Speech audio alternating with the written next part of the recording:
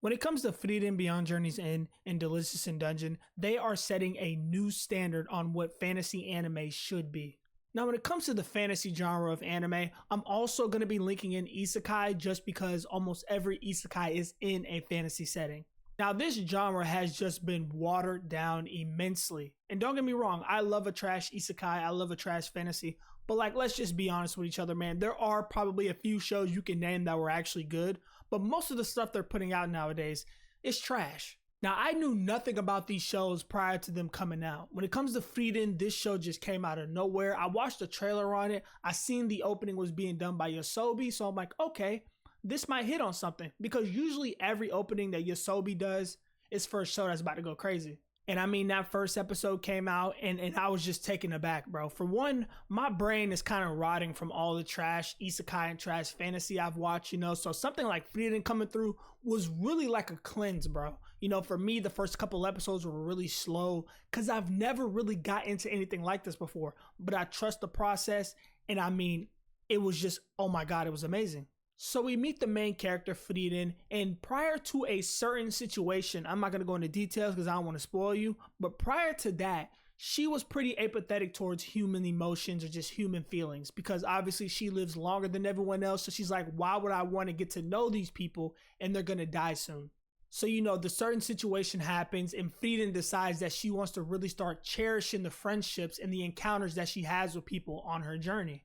And we end up getting introduced to Fern, Stark, all these other characters, man. And it was just a beautiful ride. And I gotta be honest, the fight scenes, I did not expect that. This is a show that's generally centered around mages, okay? And prior to watching Frieren Beyond Journey's End, I had such a shallow view on mages, But this show in particular completely changed my entire perspective on what a mage could be. For example, the second half of Frieren, we get introduced to all of these different characters who are mages. They all come together to take a mage exam, and it was honestly an eye-opener. And as I stated before, I had such a shallow view on mages, All of these different characters have all of these different abilities. We get to see how they fight each other, how they counter one another's abilities. It was just crazy, bro. And, now I look at these other shows with mages, and I'm like, but Frieren Beyond Journey's End, they kind of went crazy with this, it's really setting a standard for me now. And as someone who loves trash fantasy and trash isekai, I'm kind of at the point now where it's like, y'all got to show me something now. Like all this other shit y'all used to do, I'm not going for it no more. And I also think the passage of time was one of the greatest things I got to watch with this show. Just seeing how much stuff changed over time, especially with magic. Another thing with the magic is I like how they explain it. We really get the ins and outs of how this magic works in this world, how their abilities work and stuff like that, But with the passage of time, we get to see how the world changes. We see people that Frieren has met when they were children. We get to see them all grown up now and how Frieren has kind of influenced them over a period of time. It's absolutely unbelievable. And also the relationships between the characters. You have Frieren and Fern. Fern's kind of like a mom to Frieren, waking her up every morning, doing her hair, putting clothes on her. Then you have Fern and Stark, who's the ship of the show. Like everyone ships them, including me. And they just need to get together already.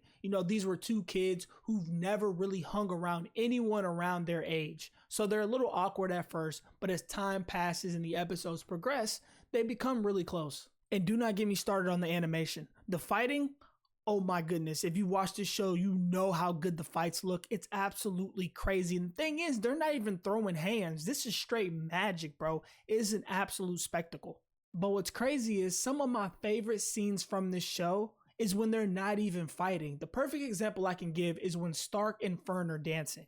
Now, I don't know anything about animating and stuff like that, but it just felt so realistic. The way the body moves, the way the clothes move, the way the hair sways. And there's plenty of other scenes in this show that kind of explain what I'm talking about as far as it being realistic. It's crazy. And you know, this show was honestly just a breath of fresh air. I didn't know I needed this. And it just made me reflect on all of the really trash fantasy and isekais I've been watching, you know? And there's just a standard to be met now. I'm just not going for it no more. And this is definitely going to win Anime of the Year at the Crunchyroll Awards. And season 1 is finished. You can go binge it on Crunchyroll. We don't have any confirmation on a season 2, but best believe we'll definitely get that soon. And you need to go watch it because this show is just amazing. So next we have the dark horse that is Delicious in Dungeon. And I have to say, this show has left me completely speechless. There's two sides to this show.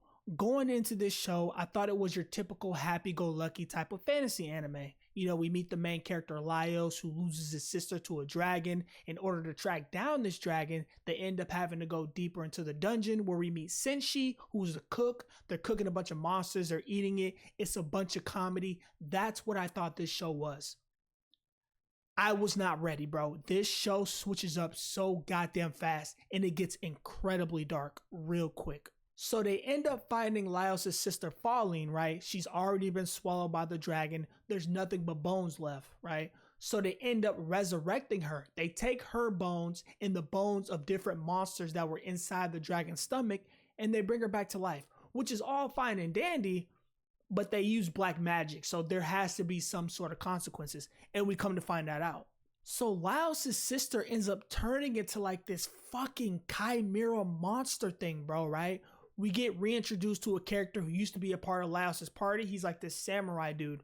His party gets absolutely fucking annihilated by Falling, bro. It is crazy. They get revived, so they didn't die, but it was absolutely brutal.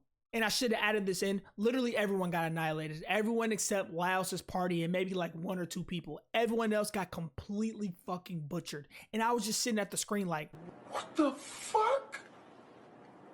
No! And we're currently like, what, 18 episodes in? It's still funny. They're cooking and eating monsters. There's still that funny vibe, but the overall tone of the show has completely changed. I can't forget what I saw. So when I see them having fun eating and stuff like that, I'm like, that's cool.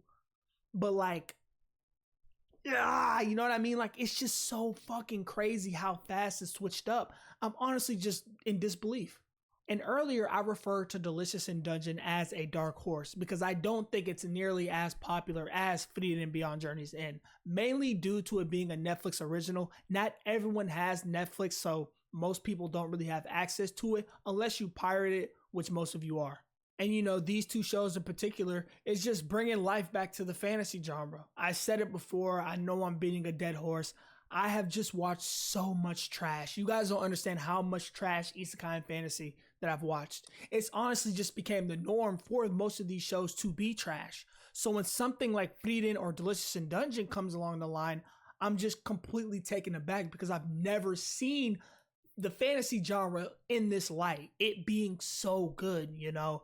And it's kind of sad to say that, just attests to how much trash I've watched, but I'm just being honest. And as someone who really loves the fantasy genre and the isekai genre, no matter how saturated it is, this is what we needed to see. This genre has been watered down. They just put trash on trash on trash, and it's become the norm, you know? So for these two shows to come through and show us the peak of fantasy anime, that's just what we needed to see. And if I'm being honest, man, this is a wake-up call to the companies, to the studios. I think we really have to step it up. These two shows have shown us what the peak of fantasy could be, you know? And it's just time to really step it up, man, and get the ball rolling.